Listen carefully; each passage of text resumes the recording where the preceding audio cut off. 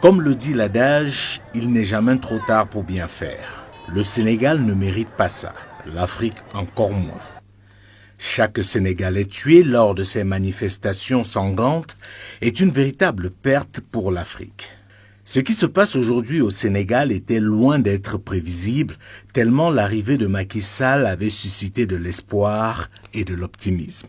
Un jeune président qui voulait tout changer et qui par principe avait défié son mentor Abdoulaye Wade avec du courage et une détermination exceptionnelle.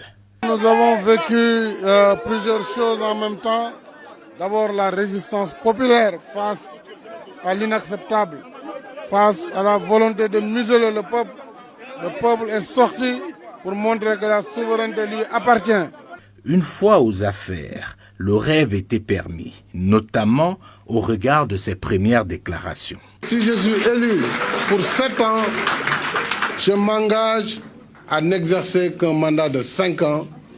Et cette réforme, qui limitera le nombre de mandats à 2 et la durée à 5 ans, ne pourrait plus faire l'objet de modifications. Près de 2 Sénégalais sur 3 ont choisi d'ouvrir une nouvelle page de notre histoire. Mais où est donc passé ce Macky Sall?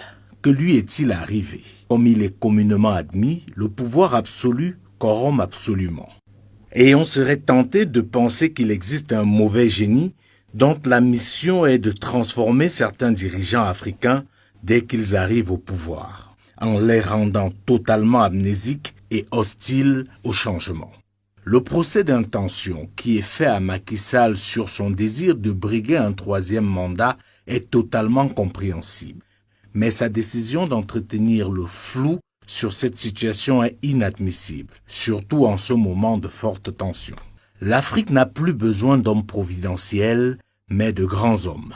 Et la grandeur d'un dirigeant ne se détermine pas par le temps qu'il fait au pouvoir, mais par la qualité de son leadership et sa capacité à faire basculer son pays vers le progrès.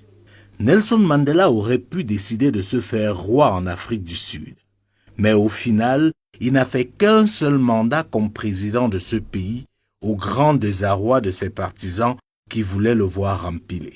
Et même si tout est loin d'être rose dans ce pays aujourd'hui, le leadership de Mandela a permis à l'Afrique du Sud de renaître de ses cendres. Jerry Rawlings, pourtant militaire, est celui qui a transformé le Ghana et amélioré son système politique.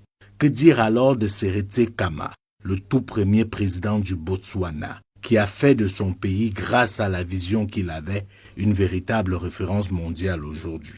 Pour revenir au Sénégal, après la dérive d'Abdoulaye Wade, qui a voulu à un moment donné s'éterniser au pouvoir, gâchant ainsi sa sortie, pourtant son passage pouvait, au regard de l'évolution du Sénégal, être jugé de satisfaisant, Macky Sall avait tout pour devenir ce leader historique qui devait faire passer le Sénégal dans une autre dimension. Car, il faut le dire, en presque 10 ans à la tête du Sénégal, il a travaillé et ses réalisations sont palpables. Mais au regard de ce qui se passe aujourd'hui, on est obligé de dire quel gâchis. Un gâchis qui nous rappelle fortement celui d'Alpha Condé, qui avait énormément travaillé à remettre son pays sur les rails et a gâché sa sortie par l'obtention d'un 3e mandat qui entraînera sa chute. À un moment donné, il faut savoir partir et faire preuve de grandeur. Le fait de se croire indispensable conduit forcément à la dérive. Faire autant reculer le Sénégal est une faute grave et même une haute trahison. Un véritable leader analyse les rapports de force, détermine l'opportunité de ses actions et mesure les risques avant de prendre une décision. Il n'écoute pas seulement son entourage, constitué généralement de laudateurs. Il écoute également ses adversaires et même ses ennemis. Pour ce qui est de Macky Sall, le mal est déjà fait, mais il est encore possible d'éviter le pire. Et pour cela, il va falloir agir, mais vite.